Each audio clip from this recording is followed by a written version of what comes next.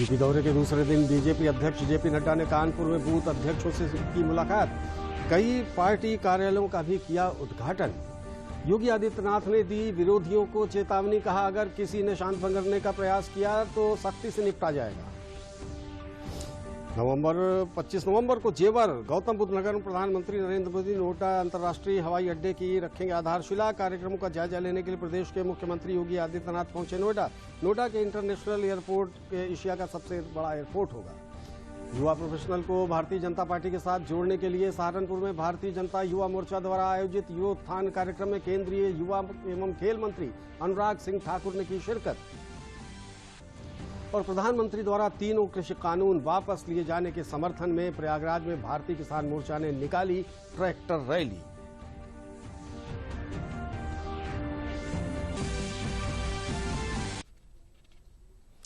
नमस्कार, मैं हूं अनिल और अब जिलों से समाचार विस्तार से। भाजपा के राष्ट्रीय अध्यक्ष जेपी नड्डा ने प्रदेश के कानपुर में बूथ अध्यक्षों के साथ कार्यक्रमों को संबोधित किया है। इस मौके पर योगी आदित्यनाथ ने कहा कि यूपी का माहौल बिगाड़ने की जो कोई भी कोशिश करेगा उसके साथ सख्ती से निपटा जाएगा। जेपी नड्डा और योगी आदित्यनाथ ने कानपुर में गुरुद्वारे में जाकर मत्था टेका। जगत प्रकाश नड्डा ने उत्तर प्रदेश के अपने दौरे पर कानपुर में बूथ अध्यक्षों से मुलाकात की। अगले साल होने वाले विधानसभा चुनाव से पहले संगठन को बूथ स्तर तक मजबूती देने की पहल में प्रदेश के मुख्यमंत्री योगी आदित्यनाथ भी साथ मौजूद रहे। पार्टी के राष्ट्रीय अध्यक्ष ने वाम दलों पर विचारधारा को लेकर तंज कसा और कहा कि शुक्र है कि भगवान ने जिस विचारधारा से जुड़ने का मौका दिया वो एकदम ठीक है। तो वहीं उन्होंने कांग्रेस पर कटाक्ष करते हुए कहा कि भाजपा में परिवारवाद नहीं है। हमारे पास योगी जी जैसे नेता है, हमारे पास योगी जी जैसे नेता है, हमारे पास केशव प्रसाद मौर्य जी है, हमारे पास नेताओं की घड़ी है, लड़ी है, कड़ी है, एक पर एक नेता। लेकिन दूसरी तरफ देखोगे तो मैं है और मेरे बाद मेरा बेटा है, बाकी झुकती है, बाकी झुकती कोई नहीं दिखता। और अब तो छोड़ो, पहले तो चाचा का भी ख्याल कर लेते थे, अब तो चाचा का भी ख्याल करना छोड़ दिया। भाजपा के राष्ट्रीय अध्यक्ष जेपी नड्डा ने पार्टी के लिए एक क्षेत्रीय कार्यालय सहित अन्य 7 जिला कार्यालयों का भी उद्घाटन किया। राज्य के मुख्यमंत्री योगी आदित्यनाथ ने कहा कि राज्य में कानून व्यवस्था बेहतर है और सरकार माफियाओं से सख्ती से निपट रही है। वहीं उन्होंने भ्रम फैलाकर प्रदेश की शांति भंग करने वालों को एक बार फिर चेतावनी दी। उन्होंने कहा कि अगर किसी ने दुस्साहस किया तो प्रदेश सरकार उनसे सख्ती से निपटेगी। मैं इस अवसर पर चाचा जान और अब्बा जान के नैया से कहूंगा कि वे सावधान होकर के सुन लें। अगर प्रदेश की भावनाओं को भड़का करके माहौल खराब करोगे तो फिर सख्ती के साथ सरकार निपटना भी जानती है। आज प्रदेश में दंगा नहीं, हर व्यक्ति जानता है कि ओवैसी समाजवादी पार्टी के एजेंट बनकर के प्रदेश में भावनाओं को भड़काने का कार्य कर रहे हैं। भाजपा के राष्ट्रीय अध्यक्ष जेपी नड्डा और उत्तर प्रदेश के मुख्यमंत्री योगी आदित्यनाथ ने कानपुर के नामदेव गुरुद्वारे में पूजा की।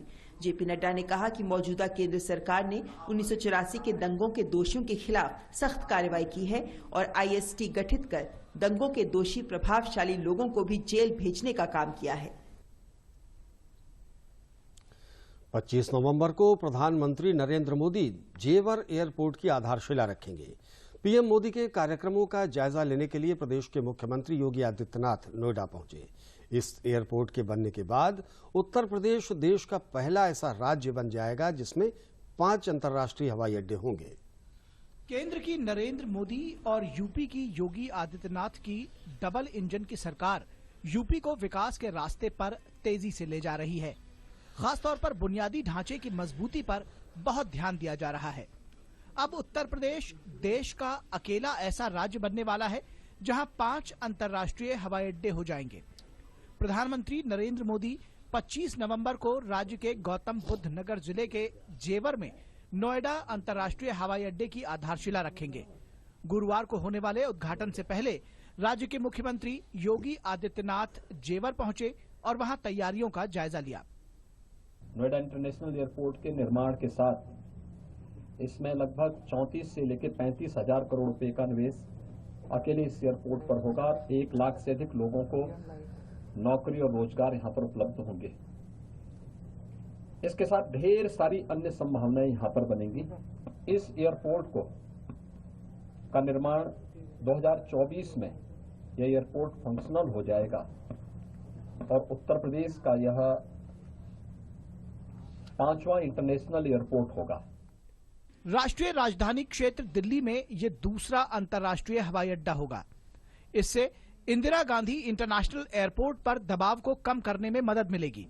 ये हवाई अड्डा रणनीतिक रूप से स्थित है और इससे दिल्ली, नोएडा, गाजियाबाद, अलीगढ़, आगरा, फरीदाबाद सहित शहरी आबादी और पड़ोसी इलाकों के लोगों को सुविधा होगी। हवाई अड्डे के पहले चरण का विकास 10,050 करोड़ रुपए से अधिक की लागत से हो रहा है। यह 1300 हेक्टेयर से अधिक भूमि पर फैला है। पहले चरण का निर्माण हो जाने के बाद हवाई अड्डे की क्षमता वार्षिक रूप से 1 करोड़ 20 लाख यात्रियों की सेवा करने की हो जाएगी। निर्माण कार्य तय समय से चल रहा है और 2024 तक पूरा हो जाएगा। एयरपोर्ट जो है वो रिकॉर्ड समय में माननीय प्रधानमंत्री और माननीय मुख्यमंत्री के आशीर्वाद से 3.5 साल में ही ये शिलान्यास के स्टेज में आ गया है। पूरा ग्रीन फील्ड एयरपोर्ट है। शिलान्यास करने के लिए माननीय प्रधानमंत्री जी को खुद आ रहे हैं। इससे इकॉनमी में तो मल्टीप्लायर इफेक्ट होगा ही। कम से कम 1 लाख लोगों को जो प्रत्यक्ष या अप्रत्यक्ष रोजगार का अवसर मिलेगा। अंतर्राष्ट्रीय एयरपोर्ट को लेकर स्थानीय निवासी बेहद खुश हैं और मानते हैं कि एयरपोर्ट बनने से इस पूरे इलाके में विकास कार्यों को गति मिलेगी, इलाके की कनेक्टिविटी बेहतर होगी और युवाओं के लिए रोजगार के मौके बढ़ेंगे। जेवर एयरपोर्ट आ ही रहा है, बड़ी खुशी की बात है। मोदी जी, योगी जी सही काम कर रहे हैं। जो चीज बनेगी वो तो तरक्की होगी। हवाई जहाज के बनने अड्डे के हमारे यहाँ तो तरक्की है। ये एयरपोर्ट जो बना बहुत अच्छी बात है। हमारे यहाँ तरक्की हो जाएगी और बालकन को रोजगार मिल जाएगा। देखो जी, एयरपोर्ट बनने से यहाँ रोजगार बढ़ेगा। एयरपोर्ट से यहाँ पे लोगों को रोजगार भी मिलेगा। बहुत ज्यादा लोगों की जो बेरोजगारी थी वो खत्म होगी। हवाई अड्डे पर ग्राउंड ट्रांसपोर्टेशन सेंटर विकसित किया जाएगा, जिसमें मल्टी मॉडल ट्रांजिट केंद्र होगा। मेट्रो और हाई स्पीड रेलवे के स्टेशन होंगे। टैक्सी, बस सेवा और निजी वाहन पार्किंग की सुविधा मौजूद होगी। इस हवाई अड्डे के बनने से नए उद्योगों को असंख्य अवसर मिलेंगे तथा रोजगार के मौके भी पैदा होंगे।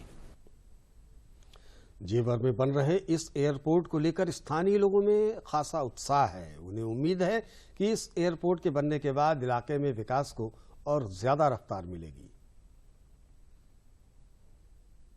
ये बहुत अच्छा प्रोजेक्ट है, ये सरकार द्वारा लाया गया। इससे यहाँ ग्रेटर नोएडा का भी विकास होगा और इसका भी विकास होगा और ये बहुत अच्छी वो है। सरकार तो बहुत अच्छा काम कर रही है। एक्सप्रेस वे भी बना रही है। ये एयरपोर्ट के लिए अच्छा काम कर रही है यहाँ पर। सर, यह बहुत अच्छा ड्रीम है, जिससे युवाओं को रोजगार मिलेगा, भविष्य अच्छा रहेगा। मैं धन्यवाद करना चाहता हूँ मोदी जी का। युवाओं को रोजगार मिलेगा और व्यापार बढ़ेगा, देश का विकास होगा। माननीय प्रधानमंत्री श्री नरेंद्र मोदी जी ने हमें नोएडा इंटरनेशनल एयरपोर्ट के रूप में एक सौगात दी है। ये नोएडा उत्तर प्रदेश का तो विकास करेगा, पूरे देश का विकास करेगा। अभी हमें 1.5 घंटा लगता है दिल्ली जाने में। एयरपोर्ट पहुंचते हमें 1.5 घंटे 2 घंटे लग जाते हैं, पर अब मेरे घर से नोएडा इंटरनेशनल एयरपोर्ट पहुंचने में अराउंड 30 to 45 मिनट्स लगेंगे। जेवर एयरपोर्ट इस क्षेत्र के लिए प्रधानमंत्री जी सौगात दे रहे हैं, वो बहुत ही उत्तम सौगात है और इस क्षेत्र को इसका बहुत लाभ मिलने वाला है। इस क्षेत्र को उद्योग का लाभ मिलेगा, उद्योग काफी बढ़ेंगे यहाँ और काफी देशों से जो कनेक्टिविटी बढ़ेगी, उससे क्षेत्रीय जनता को एवं क्षेत्रीय किसानों को बहुत ज्यादा लाभ पहुंचने वाला है। समाचार अभी और भी हैं, लेकिन उससे पहले लेते हैं एक अल्प विराम। क्या बात है, बहुत ठीक लग रहा है। 3 महीने में पैसे डबल, वाह। फास्ट और हाई रिटर्न्स भी। क्या स्कीम है? कल तो नहीं थी यहाँ और कल होगा भी नहीं। तूने कभी 5 ओवर में डबल सेंचुरी मारी है? ऐसे स्कीम के बहकावे में आके हम धोखा खा सकते हैं। और आरबीआई कहता है अपना पैसा सुरक्षित रखो और समझदारी से निवेश करो। अगर ज्यादा रिटर्न के पीछे भागोगे तो रिस्क भी उतना ही उठाओगे, और फास्ट रिटर्न से बच के, और फास्ट बॉलिंग से भी। आरबीआई कहता है जानकार बनिए, सतर्क रहिए। विराम के बाद आपका दूरदर्शन समाचारों में एक बार पुनः स्वागत है। भारतीय जनता युवा मोर्चा द्वारा चलाए जा रहे युवोत्थान कार्यक्रम के अंतर्गत सहारनपुर के आईपीटी ऑडिटोरियम में प्रोफेशनल युवाओं को भारतीय जनता युवा मोर्चा से जोड़ने के उद्देश्य से एक कार्यक्रम का आयोजन किया गया। कार्यक्रम में केंद्रीय सूचना प्रसारण मंत्री अनुराग ठाकुर ने जनपद के प्रोफेशनल युवाओं से मुलाकात की। इस अवसर पर अनुराग ठाकुर ने युवाओं को संबोधित करते हुए कहा कि मोर्चा से जुड़े युवा अपने क्षेत्रों के ऐसे लोगों के बारे में जानकारी इकट्ठा करके उनका विवरण भारतीय जनता युवा मोर्चा के प्रदेश कार्यालय तक पहुंचाएं, जिन्होंने आजादी से पहले और आजादी के बाद देश के लिए अपना योगदान दिया है। इस अवसर पर उन्होंने कहा कि देश में स्वच्छता मिशन के तहत मोदी सरकार ने 11 करोड़ परिवारों को शौचालय और हर घर में गैस सिलेंडर देने का वो काम किया है जो अब से पहले की सरकार नहीं कर पाई थी। और अब हमारी सरकार नल के जरिए घर घर तक स्वच्छ पानी पहुंचाने की सुविधा में काम में लगी है। 2014 से लेकर 2021 तक आप कोई भी वर्ष उठाकर देखेंगे, गेहूं धान का खरीद भी ज्यादा हुई, मूल्य भी ज्यादा दिए गए, लगभग 47% ज्यादा रेट दिए गए, खरीद पहले से लगभग दुगनी की गई। आपदा के समय भी गेहूं धान दलहन तिलहन सबकी खरीद की गई। ये अपने आप में दिखाता है किस तरह से मोदी सरकार ने किसानों के साथ खड़े रहे। 1,62,000 करोड़ रुपया पीएम किसान सम्मान निधि के माध्यम से 10 करोड़ किसानों के खाते में पिछले 2 सालों से लगातार डालने का काम किया है। एक के बाद दूसरी नीति किसानों के हित में लेकर आए। 1 लाख करोड़ रुपया एग्रीकल्चर इंफ्रास्ट्रक्चर फंड मोदी सरकार ने रखा है ताकि उसमें किया जाए। आयुष्मान भारत योजना के अंतर्गत 50 करोड़ लोगों को 5-5 लाख का इलाज मुफ्त में देने का काम किया।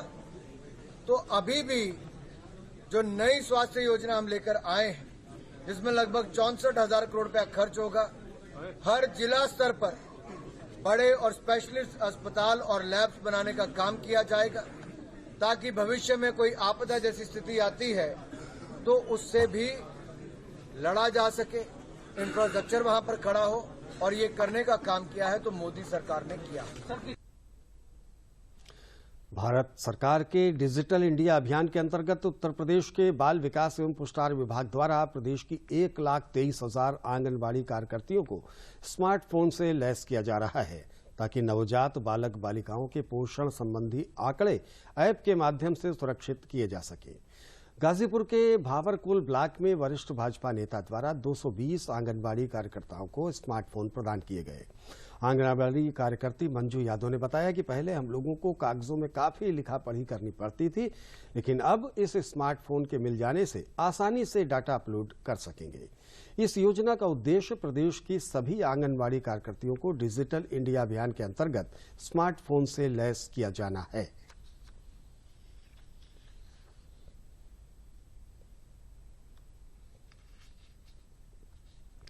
प्रदेश के जल शक्ति मंत्री डॉक्टर महेंद्र सिंह ने प्रयागराज जिले में मेजा तहसील की डीही रजबहा पुनर्स्थापना परियोजना का शिलान्यास और 12 तहसील टोंस लोहरा स्थित चौधरी चरण सिंह टोंस पंप नहर का लोकार्पण किया। जल शक्ति मंत्री ने कहा कि 30 वर्षों से बंद पड़ी पंप कैनाल को चालू किया गया है। कैनाल से किसानों को इसका लाभ मिलेगा। उन्होंने कहा कि प्रदेश में 20,000 नए ट्यूबवेल, 18 नई लिफ्ट कैनाल परियोजना को शुरू किया है।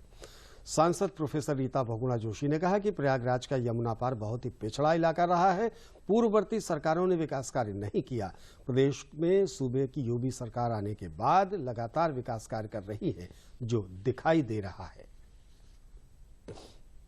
बड़ी बड़ी परियोजनाएं जो 50-50 साल से लोग पूरा नहीं कर पाए थे, उसको हम लोगों ने पूरा किया। जो आपने डी रजवाहा आज हम लोगों ने शुरुआत किया है, वो 30 साल से बंद है। पूरी तरीके से उस काम को शुरू किया और इसमें भी पिछले 15-20 सालों से पानी की बहुत किल्लत थी, उसको भी हम लोगों ने पूरा किया। तो पूरे उत्तर प्रदेश में अभी तक 2,000 नए ट्यूबवेल, 6,000 नए पुराने ट्यूबवेलों का रिबोरिंग किया है। 18 इस तरीके के लिफ्ट कैनाल हम लोगों ने पूरा किया है। सरयू परियोजना और बाढ़ सागर परियोजना, मध्य गंगा परियोजना, अर्जुन सहायक परियोजना, इन बड़ी परियोजनाओं को पूर्ण करके विश्व बैंक की परियोजनाओं को पूर्ण करते हुए हम लोगों ने 25 लाख हेक्टेयर जमीन को सिंचित किया है।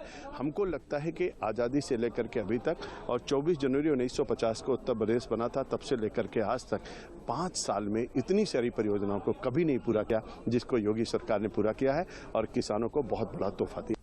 पहले 5 साल भाजपा ने बेड़ा गर्क किया, जो परियोजनाएं आपने ईंट लगा दी, आपने बोर्ड लगा दिया, अपने नेताओं का नाम लिख दिया, लेकिन वहां एक ईंट नहीं रखी आपने। लेकिन जब योगी आदित्यनाथ की सरकार आई तो मुझे फक्र है इस बात का, हर क्षेत्र में तो काम हुआ, लेकिन जल संसाधन मंत्रालय उत्तर प्रदेश बनाकर उन्होंने गजब का एक युवा मंत्री हमको दिया, जिसको कि विजन था, दूरदर्शिता थी, जो जानते थे कि क्या करना। प्रयागराज में भाजपा किसान मोर्चा द्वारा 250 ट्रैक्टरों की विशाल किसान रैली निकाली गई। भाजपा किसान मोर्चा क्षेत्रीय अध्यक्ष काशी प्रसाद तिवारी ने रैली को हरी झंडी दिखाकर रवाना किया। कार्यक्रम को संबोधित करते हुए उन्होंने कहा कि भाजपा ही किसानों की सच्ची हितैषी है और 2022 में किसान मोर्चे के नेतृत्व में ही भाजपा की सरकार फिर से बनेगी। उत्तर प्रदेश के किसान भाजपा के साथ हैं।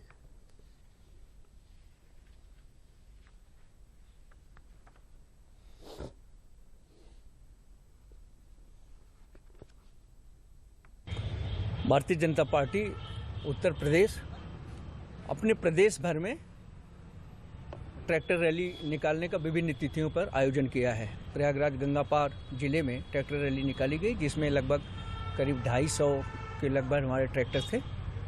और ये tractor rally Chhatrapati Shivaji degree college जो सरसों में है, वहाँ से चलकर अंदावा मोड़ तक आई है। इस ट्रैक्टर रैली के माध्यम से उत्तर प्रदेश सरकार ये संदेश देना चाहती है कि केंद्र की जो हमारी सरकार है, जो किसानों के 3 बिल पारित हुए थे, जिनको हमारे यशस्वी प्रधानमंत्री जी अब वापस ले चुके हैं, हम उनके साथ हैं। और वो तीनों बिल हमारे जैसे छोटे किसानों के लिए एकदम लाभकारी थे और हितकारी थे। तो ये भारतीय जनता पार्टी के साथ काम सबको लेकर के चल ही रही है। अब विशेष करके किसानों के हित में जब से सरकार भारतीय जनता पार्टी की बनी है, केंद्र सरकार, प्रदेश सरकार निश्चित रूप से विशेष करके किसानों के हित में काम कर रही है और इसलिए किसानों का मनोबल बढ़ा है। और उसी परिप्रेक्ष्य में किसानों का ये दायित्व भी बनता है, किसान मोर्चा का दायित्व बनता है कि सरकार के मनोबल को बढ़ाने के लिए किसान मोर्चा यह कार्यक्रम किसान चौपाल गांव तक जा करके किसानों की मनोभावना को जाने और उनके बीच में उनसे संवाद करके चर्चा करे। उसी परिप्रेक्ष्य में किसान रैली संपन्न हुई। हाल ही में प्रधानमंत्री नरेंद्र मोदी द्वारा राष्ट्र को संबोधित करते हुए तीनों कृषि कानूनों को वापस लेने के ऐलान के बाद बाराबंकी जिले के किसान व किसान यूनियन से जुड़े नेताओं ने प्रधानमंत्री नरेंद्र मोदी की सराहना करते हुए उन्हें धन्यवाद दिया।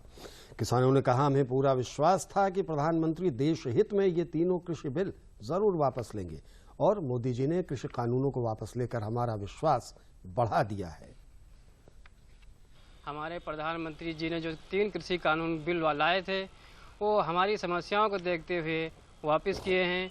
इसके लिए हम प्रधानमंत्री जी को दिल से धन्यवाद देते हैं। सिंधु बॉर्डर पर हमारे किसान भाई 12 महीनों से प्रदर्शन कर रहे थे, उसको हमेशा के लिए हमारे मोदी जी ने समाप्त कर दिया है, तीनों किसान बिल वापस लेके, जिसके लिए किसान भाई और मेरी तरफ से मैं मोदी जी को बारंबार धन्यवाद अदा करता हूं और सभी की तरफ से उनको कोटि-कोटि प्रणाम है। समाचारों का सिलसिला आगे बढ़ाने से पहले लेते हैं एक और विराम। हमारा डेजर्ट आ गया पर हमारी चैंपियन नहीं आई अब तक। बिल भरने के पहले तो आएगी ना। सो गर्ल्स, क्या हो रहा है? बिल हो रहा है। चल अपना कार्ड दे। पिन दे। RBI कहता है अपना पिन, OTP, CVV या इंटरनेट बैंकिंग पासवर्ड किसी को ना दे। ऑनलाइन बैंकिंग सिर्फ अपने ही कंप्यूटर, मोबाइल और सिक्योर नेटवर्क से करें। हाँ, ये खाने की चैंपियनशिप थी क्या? RBI कहता है जानकार बनिए, सतर्क रहिए। विराम के बाद आपका पुनः स्वागत है। आप देख रहे हैं दूरदर्शन समाचार। वाराणसी के आयुक्त सभागार में केंद्रीय वित्त राज्य मंत्री डॉक्टर भागवत कृष्ण राव कराड ने बैंकों की विभिन्न योजनाओं के लाभार्थियों को ऋण स्वीकृत पत्र प्रदान किए। इस मौके पर उन्होंने बैंकों द्वारा चलाई जा रही विभिन्न योजनाओं की जानकारी दी। अग्रणी जिला प्रबंधक पीके झा ने बताया कि इस वृहद कार्यक्रम में जनपद के विभिन्न बैंकों की तरफ से विभिन्न योजनाओं के लाभार्थियों को जो स्वीकृत पत्र प्रदान करने का निर्णय लिया गया है, उसका वितरण इस सभागार में हुआ है। इसके साथ ही स्वयं सहायता समूह की महिलाओं को आत्मनिर्भर बनाने के लिए ऋण वितरण के साथ साथ उनको विभिन्न योजनाओं के टूल किट भी वितरित किए गए हैं।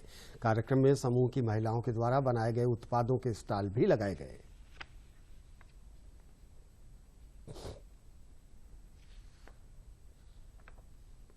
ये क्रेडिट आउटरीच कार्यक्रम था। इस क्रेडिट आउटरीच कार्यक्रम के अंतर्गत पूरे जिले की बैंकों ने इसमें प्रतिभाग किया। सभी बैंकों के द्वारा ऋण वितरण, ऋण स्वीकृति और जन सुरक्षा योजनाओं के अंतर्गत जो कार्यक्रम हमारे चल रहे हैं, उसका इसमें हमने हितग्राहियों को स्वीकृति पत्र, चेक एवं प्रमाण पत्र प्रदान किया है। जैसे यहाँ पे तो हमारे करीब 400 लोग यहाँ उपस्थित रहे हैं और पूरे जनपद में हमने 3837 लोगों को ऋण स्वीकृति पत्र दिया है। टूल किट हम लोगों ने 30 लोगों को दिया है, जो कि FLCRP होता है हमारा, और RCT के द्वारा ट्रेंड जो महिलाएं हैं वो जाकर के गाँव में प्रशिक्षण देंगी। इसके लिए उन्हें टूल किट दिया गया है। साथ में आपने देखा होगा कि बैंक सखीज को हमने डिवाइस दिया है, यानी वो ATM होता है एक तरह का, जिसके द्वारा वो गाँव में जाकर के लोगों के लेन देन का काम भी करेंगी। यानी धीरे धीरे महिलाओं को हम सशक्त करने की दिशा में प्रयास कर रहे हैं। आजादी की 75वीं वर्षगांठ के उत्सव को देश भर में आजादी का अमृत महोत्सव के रूप में मनाया जा रहा है। इसी क्रम में सूचना और प्रसारण मंत्रालय के क्षेत्रीय लोक संपर्क ब्यूरो बांदा द्वारा हमीरपुर शहर के राजकीय बालिका इंटर कॉलेज में एक विशेष जन जागरूकता कार्यक्रम का आयोजन किया गया। इसमें स्कूली बच्चों को आजादी का अमृत महोत्सव विषय पर रोचक व ज्ञानवर्धक तरीके से जागरूक किया गया।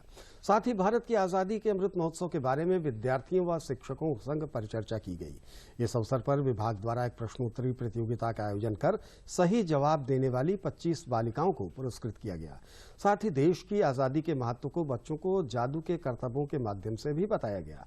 कार्यक्रम में अपने संबोधन में क्षेत्रीय प्रचार अधिकारी गौरव त्रिपाठी ने कहा कि आजादी की प्रथम लड़ाई जो 1857 में लड़ी गई, उसमें बुंदेलखंड का एक विशेष महत्व है।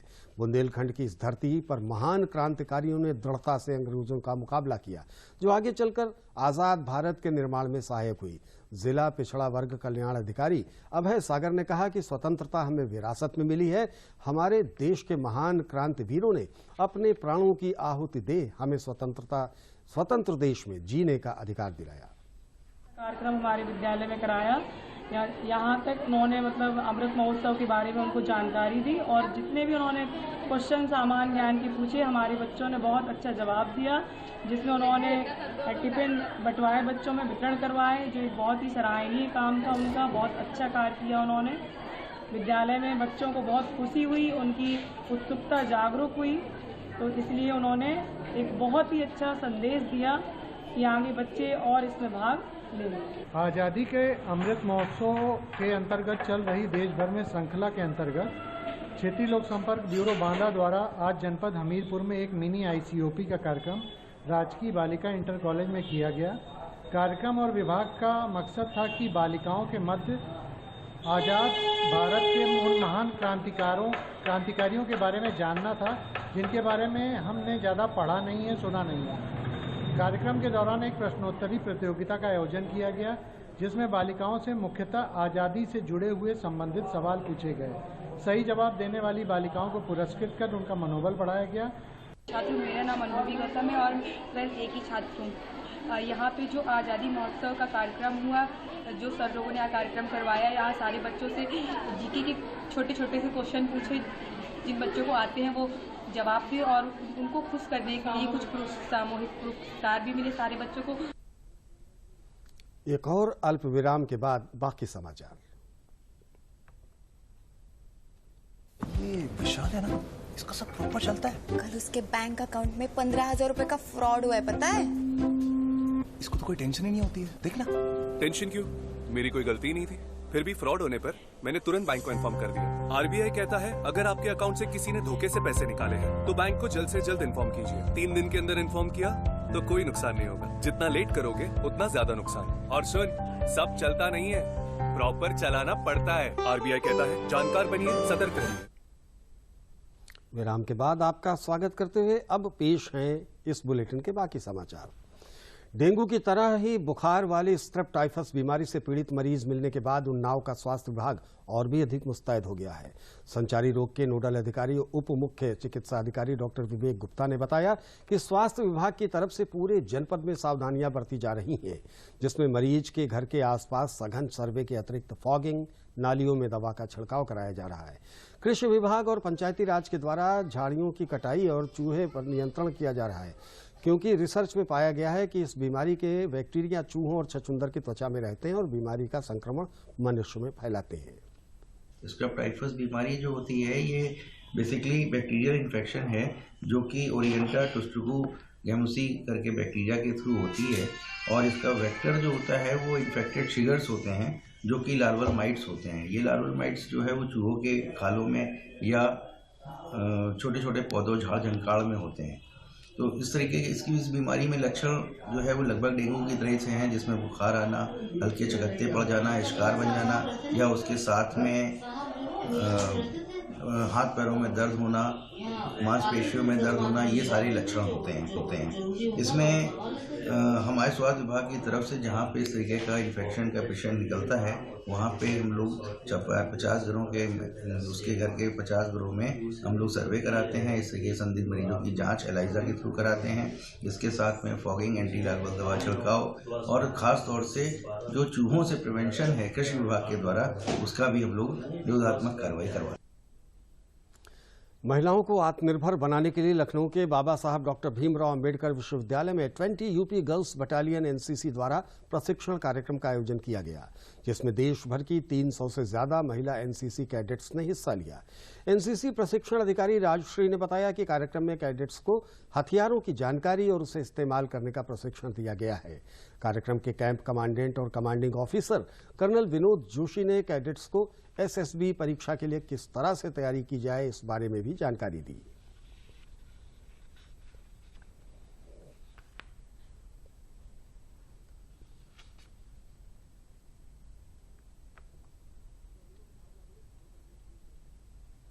आत्मनिर्भर भारत अभियान को बढ़ावा देने के लिए जनपद बलरामपुर में खादी और ग्राम्य उद्योग प्रदर्शनी का आयोजन किया गया।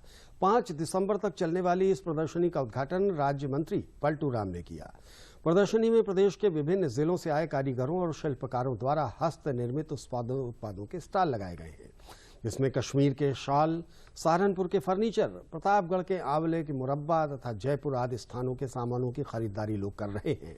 प्रदर्शनी के प्रबंधक हिलाल अहमद वानी ने बताया कि खादी प्रदर्शनी से युवा रोजगार से जुड़कर आत्मनिर्भरता की तरफ बढ़ रहे हैं, वहीं स्वदेशी की तरफ भी लोगों का रुझान बढ़ रहा है, जिससे जहां खादी का प्रचार प्रसार लोगों में बढ़ रहा है, वहीं खादी ग्रामोद्योग को भी बढ़ावा मिल रहा है।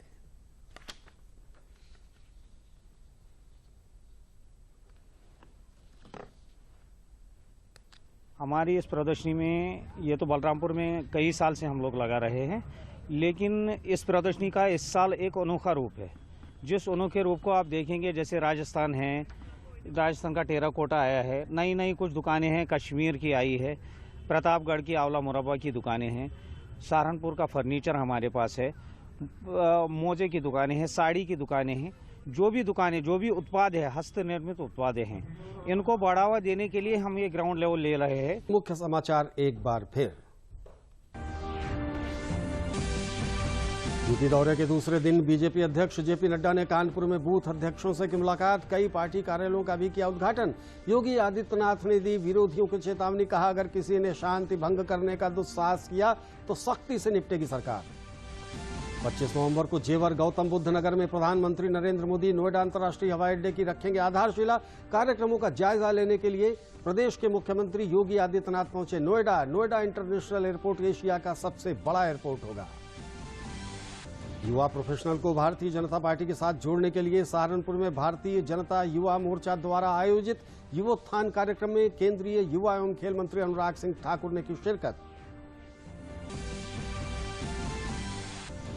और प्रधानमंत्री द्वारा तीनों कृषि कानून वापस लिए जाने के समर्थन में प्रयागराज में भारतीय किसान मोर्चा ने निकाली ट्रैक्टर रैली।